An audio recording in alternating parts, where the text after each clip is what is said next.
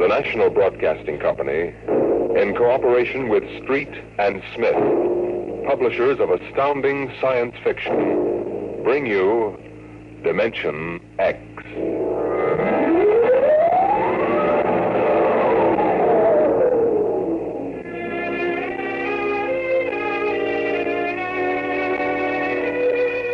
My name is Donald Hasten, private investigator.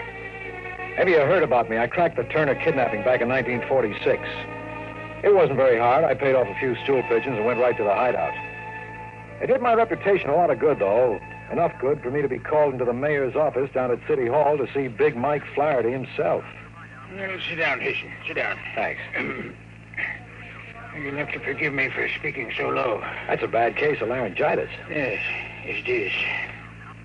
Hasten, I've been a fool. You didn't get to be mayor of a city like this by being a fool. Well, you know, Hasten, when you get old, you want to believe a lot of things. You want to believe so hard that sometimes you throw your common sense right out of the window. You get hardening of the cranial arteries to become stupid. Well, what's the pitch, Mr. Mayor? You didn't call me in to discuss the philosophy of growing old gracefully. Hasten, I want you to do some investigating for me. Naturally, it must be confidential. This is a confidential business. All right. Yesterday, a man came into this office and sold me a vial of radioactive water that he called the elixir of life. It's supposed to cure you of any disease and keep you healthy enough so you live 100 years. It's none of my business, Mr. Mayor, but how much did you drop on this gold brick? It's about $50,000. You don't seem the type somehow. Come a little closer, Hasten. I'm going to tell you something my political opponents would give their right arms to know. This isn't laryngitis. It isn't? It's inaccessible for surgery. X-rays would be dangerous. How much time I have left, I don't know. But I live like a man who's going to the chair. Hasten, if I want a vacation, I pack up and go. If I want a drink, I take one. If somebody comes to me with a vial of liquid and says it'll keep me alive, I think twice before I throw him out as a crackpot. What do you want me to do, get your money back? No, the money isn't important. You mean if the loyal opposition got hold of the story, they could use it against you? That's part of it, Hasten. However, you don't have the whole picture yet. Shortly after I bought the stuff, I received an anonymous phone call. I was warned not to take it. I was told it was poison and would kill me in a matter of seconds. Ah, the plot thickens. You can appreciate my position. I feel like a man who can either save his life or destroy himself by taking that stuff. Well, the phone call might be a hoax. Yes, and so might the elixir of life. Yeah, very likely. What do you want me to do about it? Investigate the man who sold it to me. Find out who's behind him, what he knows, where he goes. Nothing else, I want that 50 grand back. What's in it for me? $1 grand. If he's on the level. 10% if you get the dough back. Deal? Deal. Here's the vial. And here's his card. Uh-huh. Arthur C. Lehman, longevity expert, 45 Billings Court. Okay, Mr. Mayor, you got yourself a boy. Good. I'll leave your working name and phone number with my secretary. I'll have her send you a check. Right, I'll call you.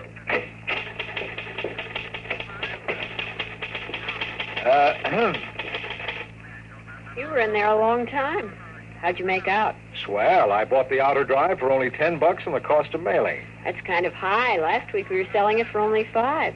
I'm sorry. I've been listening to too many detective programs. It isn't polite to stare. I was just wondering what your name was. Sign on the desk says Katharina Cooper. I'll call you Kathy. Oh, I'm supposed to leave my name and phone number. Go ahead. The name is Donald Hasten. But then you knew that, honey. You've been listening to the mayor call me by it for the last half hour. You forgot to shut off the intercom switch. Big Mike's getting kind of careless, isn't he?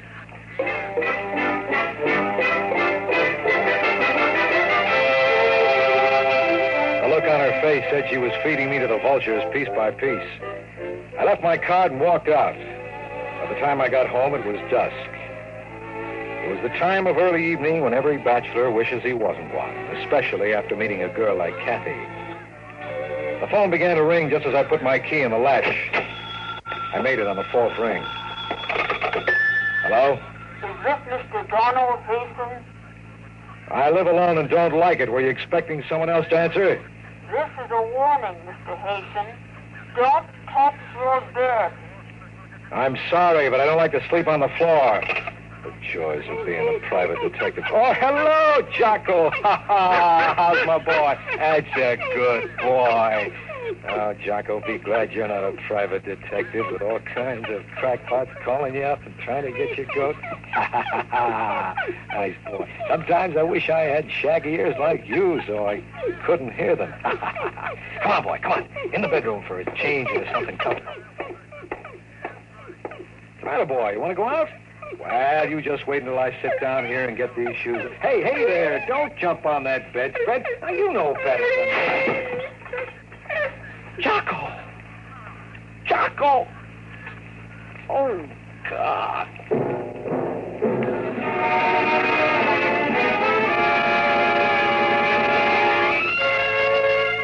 The bedspread closed on him the way a Venus flytrap closes on a fly. When I looked more closely, I saw that the bedspread had silvery threads of fine spring steel woven into it. It had been set like a bear trap to spring shut and strangle anything that touched it. Somebody wanted to get rid of me pretty badly, somebody to whom I had suddenly become very dangerous. Instead, they got Jocko. My poor little Jocko. I decided to take a fast drive over to Billings Court to see Arthur Lehman, longevity expert. Well, what? I'm looking for Mr. Lehman's office. I'm the janitor. You didn't need to explain. He isn't in. Mr. Lehman isn't in. I just said I was looking for his office. Oh, a detective. No, I'm really a vacuum cleaner salesman. I just had these credentials printed up for fun. Here, buy your wife a muskrat coat. I can't take any money. I'll just keep this till it's spent. What floor is it on? Up those steps, rear. Thanks.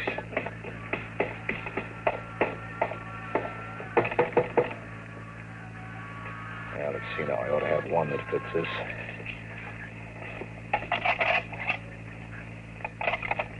There we are. Now, there should be a light switch somewhere. Let's see if I can... Perhaps I can be of assistance. Looking for someone? Mr. Lehman? Yes. The janitor told me you weren't in, so I... You picked the lock. Yes, I hope you don't mind. Not at all. If you'd put down the gun. I like to hold it. It gives me a feeling of power. Now, Mr. Hasten. Mr. Hasten, if you will tell me just who you are and what you're doing here. I couldn't sleep. My bed had a dead dog in it. I thought I should consult a health expert. Who sent you? Nobody sent me. I'm like Topsy. I just growed. I'd like to keep on growing, Mr. Lehman. I don't like people trying to kill me. And I don't like people killing my dog. What makes you think I would try to kill you? Just a hunch. If I really wanted to kill you, I could do it right now, perfectly legally, since you broke in here. That'd be hard to prove. Fortunately for you, Mr. Hasten, I don't have the faintest interest in trying to kill you. On the contrary, it was I who telephoned and warned you about that bed. You know about that phone call? I ought to. I made it. What's the pitch, Mr. Lehman? I can't tell you what the pitch is, Mr. Hasten, but I will tell you this. Give that vial of liquid back to Flaherty and let him cure himself. Or poison himself. Sure. Look, Mr. Lehman, I wasn't born yesterday. Don't give me this elixir of life stuff. There ain't no such thing. And don't try to top me off this case by pretending you're on my side. Mr. Hasten, I warn you, you're playing around with something much too big for you to handle. That vial is the only one of its kind in existence today. The liquid it contains will cure Flaherty if he drinks it. You know, I've seen lots of carnival men peddling flukum and ink sticks, but you're good. You almost convinced me. Almost, but not quite. You're a very stubborn fool, Mr. Hasten. Give back that 50 grand and I'll become very unstubborn. I have a suggestion. I'll bet you do. Why don't you siphon off the tiniest drop of that elixir and have it tested on, say, a rabbit? Then, if it's non-poisonous, you can go back to Flaherty and have him drink it. And while we're proving it's Carmel water, you're on a fast boat to outer Mongolia with 50 G's. Come with me. Where to? A reputable biological laboratory, any one you choose. Suppose I don't want to play. Then I'll kill you. You will feel my gun against your side, so don't try anything. Shall we go? Before we do, just one thing. Well, If you didn't try to kill me, who did? who else knew about it? Nobody. Nobody except Flaherty, you, me, and Flaherty's secretary. Shall we go, Mr. Hasten?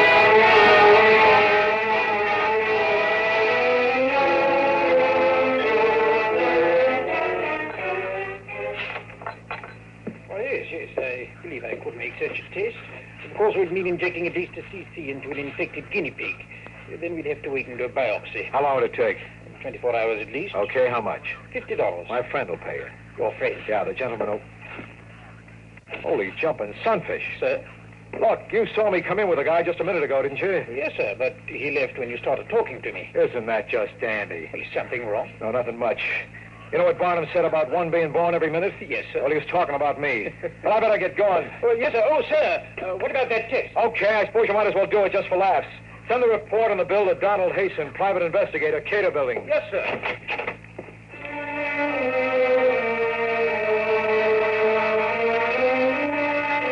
I knew there wasn't much point in going back after Lehman. He was probably well on his way by this time. It was an all-around phony story from beginning to end. But still somewhere, hanging around the edges of my brain, was a funny kind of hunch. If Lehman had wanted to kill me, then who called me up to warn me? Lehman himself? Why? It didn't figure. I stopped to look up an address in the phone book, and then I invested 10 cents.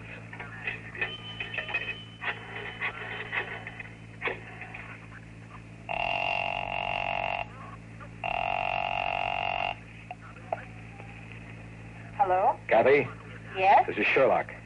Oh, I'm glad Glad? that you called. I wanted to apologize to you for eavesdropping this afternoon. Why don't you do it over a cup of coffee? I have to talk to you. It's very late. Well, sleep late tomorrow, please. All right. Well, I meet you. There's a coffee shop near your place. I'll be there in 15 minutes.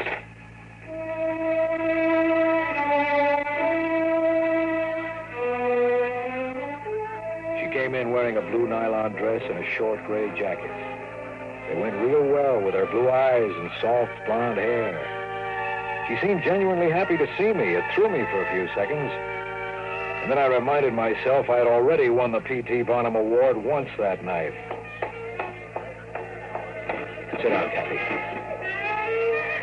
What is it? Do you know a man named Arthur C. Lehman? Am I supposed to? I'll refresh your memory. I had a talk with His Honor about him. I don't remember. Look, I used to have a little Scotch terrier named Jocko. We liked each other. He used to lick my hand. All I want to know is, are you mixed up in it? What goes on? I don't know anything about it. Listen, Kathy, maybe I'm getting sentimental in my old age, but for a moment there, when you walked in, I thought you seemed genuinely glad to see me. Was it because you were glad I was still alive? Come on, give. Don, I like you. You're a nice guy. Why don't you let it alone? Call Flaherty and turn down the assignment. Give him back his vial and tell him you're not interested in finding Lehman. Would you do it? If you want to help me so much, why not tell me what it's all about? I can't. I'd like to, but I can't. I've told you too much already. Somebody's got you real scared, honey. Who is it? You're too nice a girl to be mixed up in this garbage with a guy like Lehman. Come on, tell me. I can't. Just believe that, please. Get out of it now before it's too late. Okay, honey, you can play it that way if you want, but to me it's as thin as a bowl of restaurant soup. Poor Jocko knew something and couldn't tell me. You know something and you won't tell me. Good night.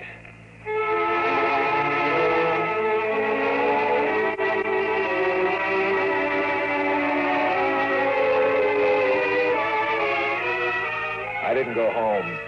I spent the night in a local YMCA, and I didn't sleep very well. It went around and around in my brain like a squirrel in a cage, but it didn't add up to anything when it came out. In the morning, I went straight to my office and locked myself in with a bottle of gin. By 10 o'clock, I had decided to quit the job, but before I could call Flaherty and tell him, the phone rang. Go ahead. Mr. Hasten, You got it. this is Dr. Gregory of the Bayside Biological Laboratory. If you want the It money... isn't about the money. What's up? Mr. Hasten, do you have the formula for that serum you gave me? No, I know a guy who might, but he's in outer Mongolia by now. Why? Well, I've never seen anything quite like it. I don't know if it was just a freak of fate or What not. happened? Well, that pig, that diseased guinea pig, Mr. Hasten, well, it completely recovered in 12 hours. Not only that, Mr. Hasten, but there is not a trace of the malignancy. That pig looks healthy enough to live another 100 years.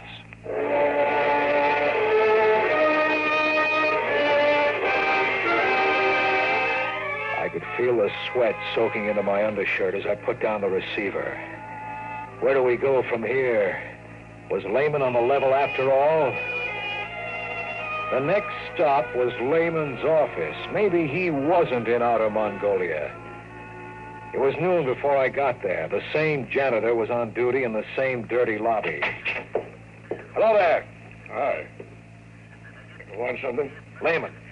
Who? Lehman. Never heard of him. Now, wait a minute, Junior. You remember me. Last night, $5, rear office, first floor. I don't know what you're talking about, mister. Oh, you want another $5, huh, Junior? Well, this time I don't buy. Get out of my way. Now, listen, mister, I can't let you just walk into that office. I'll try to stop me if you want to work tomorrow. But there's nobody in there. That office has... We'll see about that, Junior, right now.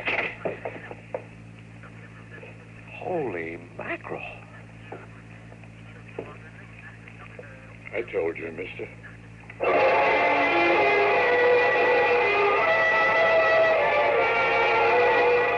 The room was bare.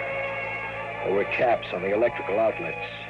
Everything in the room was covered by a 6 weeks accumulation of dust that was undisturbed except for the footprints of the janitor and myself. Yet yesterday there had been a rug, telephones, desks, chairs, file cabinets. I checked the door number. 1B, that was it, all right. Then I checked the janitor. He was standing there just looking stupid. But he looked a little too stupid. I figured I could make him talk, so I tried an old trick. I reached inside my hat band, took out an ordinary pin, and jabbed him hard on the arm. Hey, Al! What's the big idea, mister? Sit down, Junior. Sit down over here on the window ledge. Okay. Now, listen, I don't know anything. Maybe you saw something like this in the movies, Junior. There's this guy, see, a killer. And he sticks another guy with a needle that has a slow poison on the end of it, like I have, right in this little glass vial. See it? And only this killer has the antidote. If the other guy doesn't talk, it's curtains in 1 minute. If he does, the killer will give him the antidote. Okay, Junior, talk. Well, I don't believe you. There's no poison in that pin. It's a joke. It's up to you, Junior. Don't you feel something different, though? Feel your heart speed up a little from the poison? Now, listen, I don't know anything. It makes you sweat, too. When it reaches the brain, that's when it really begins to work. You got 30 seconds to spill. Otherwise... Please. 25 seconds. Okay. He was here. He gave me $100 to forget it. He rented the office only a couple of days ago, and then last night he said he was moving out. Said I shouldn't mention to anybody that he'd been here. And now our lady was gone. Files, furniture, and all. Don't know how I moved all that stuff out so fast. Now, that's all I know. Honest, that's all I know. Now, for God's sake, mister, give me that stuff. Don't let me just croak. I feel it in my blood. Relax, Junior. There was no poison. You're all right. A trick. Yeah, a trick. Thanks for the information. A trick. To trick me. He said he'd kill me. Thanks again.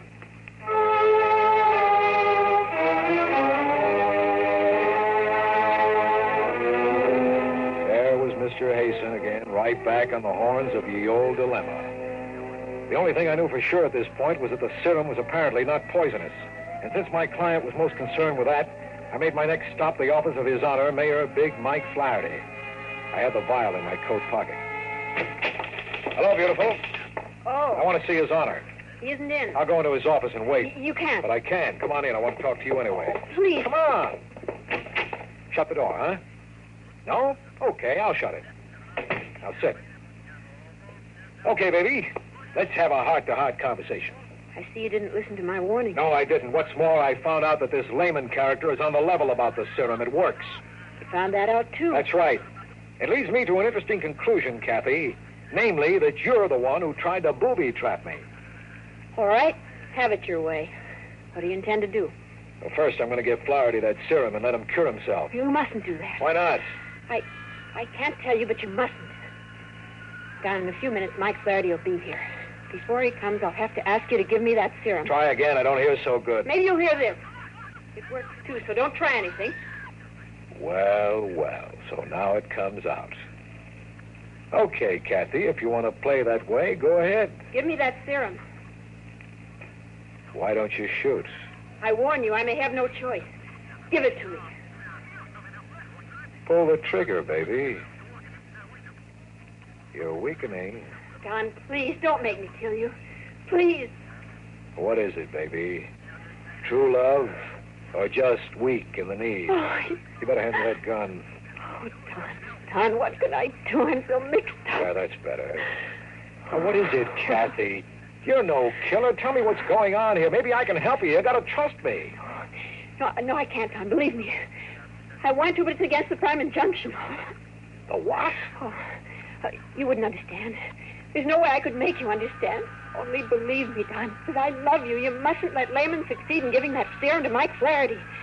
The consequences would be unimaginable. You know, Kathy, if you had come to me and leveled right at the start, maybe we could have worked something out. Maybe I'd be listening to you now. But you're a little late because I just heard Big Mike come into the outer office. He'll be here in a second. Don't, please. Come in. How do you do? Lehman. I see she's been trying to get the vial from you, Mr. Hasten. I was afraid of that. I came over to make certain that Mr. Flaherty is permitted to drink the serum. Well, that's very noble of you, Lehman, but I don't quite understand it.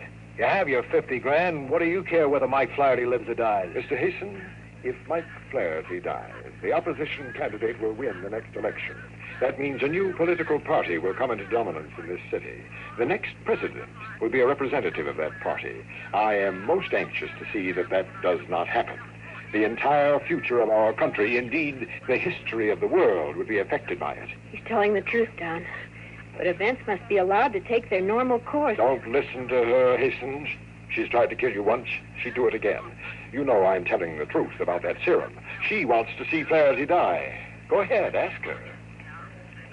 It's true, isn't it, Kathy? You want Mike Flaherty to die. You don't understand. Listen, I'm getting pretty fed up with being told I don't understand. Understand what? I understand that in the past 24 hours, somebody's tried to kill me. I understand that Lehman's serum will cure a guinea pig and probably a human.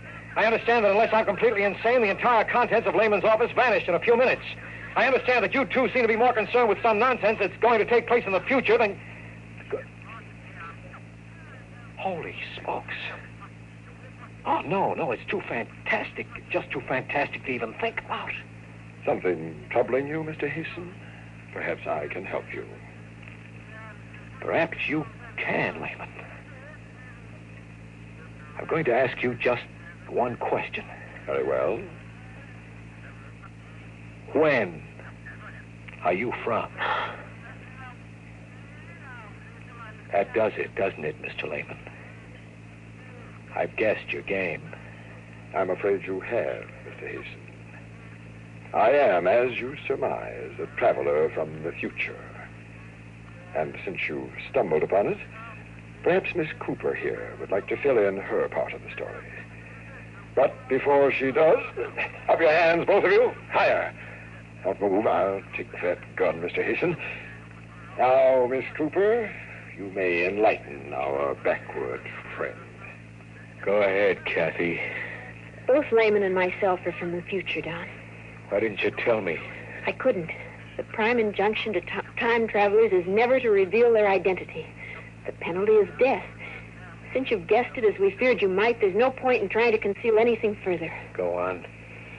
Mr. Lehman's a fugitive from the era in which we live. Using one of our time machines, he came back to your time. And he sought to change things so that he'd be in a position of great power in the future. How do you figure to do that? If Flaherty lived long enough, he could dominate the political picture in America. You're almost right, except in one detail, Miss Cooper. Flaherty will not survive. He will live only long enough to gain a position of political dominance. Then I will remove him, and my own ancestor will take over the reins of power, leaving them eventually to me. I get it now. But there's one thing that bothers me. Who was trying to kill me? I was. You see, I was sent here to track down Lehman. I set that spring before I met you, as soon as Flaherty hired you to help him. I did it on orders from the council. They were afraid you'd be successful in saving Flaherty's life. Then, unfortunately, I fell in love with you and couldn't go through with it. I called and warned you. You took credit for that, Lehman. I wanted to enlist you on my side, Mr. Hasten. However, it makes little difference at this point. Since you know the entire story, I have little choice now. Do you think you can get away with this? I believe I can, Mr. Hasten. There are two of us here who know your plans. By the time Mr. Flaherty returns to his office, there will be only one, myself. Goodbye, Mr. Hasten. It has been a pleasure. Not without a fight, you...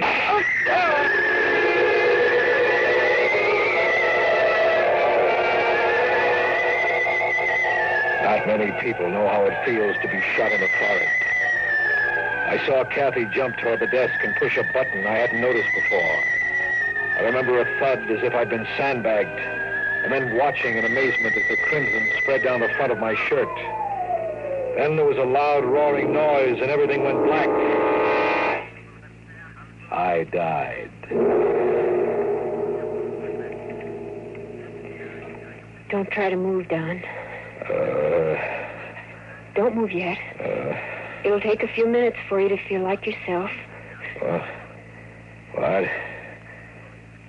Holy jumping sunfish. I'm sitting in Flaherty's office. The blood.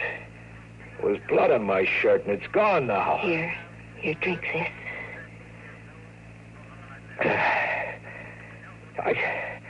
I don't understand it. Have I been dreaming? Is the whole thing nothing but a nightmare? Well, it seemed so real that there was a man named Lehman. He pointed a gun at my head and shot me. I felt it, I tell you, I felt it. Don, listen to me. Listen carefully. There isn't much time. And please, darling, please, this time, believe me. Listen. Go ahead. You were in this room. Lehman did shoot you. He killed you. You're insane. No. What he didn't know was that this office is a time machine. We rigged it that way, hoping to trap him here and take him back to future time. When I saw he was about to shoot you, I jumped for the switch that sets the machine into reverse. We went back into the past, before he killed you. That's where you are now. It's only a few minutes before Lehman is going to knock on that door and come into the office. It's too fantastic to believe, Kathy. It's true. What can I do? Break the vow. Break it now before Lehman gets here. And then, when he comes, get the jump on him. Since you're the one who went back in time, you'll remember, but Lehman won't. What'll happen to us? We'll appeal to the council. Perhaps they'll let us stay together.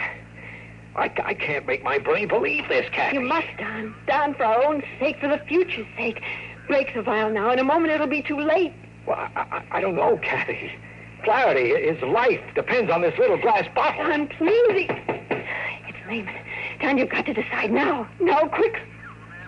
Thank God.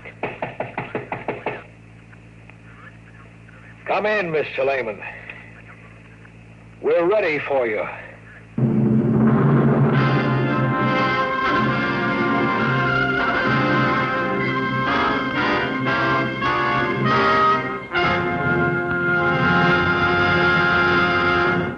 You've just heard another adventure into the unknown world of the future. The world of...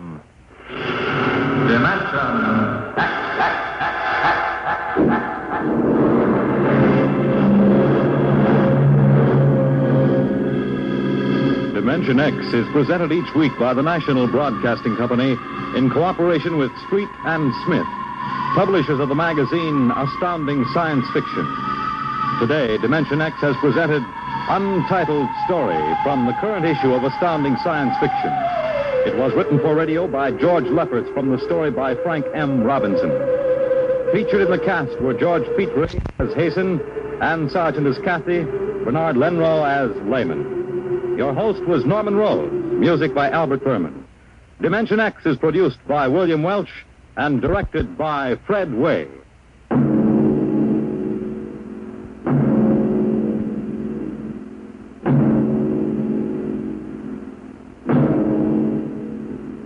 Dragnet, the story of your police force, is next on NBC.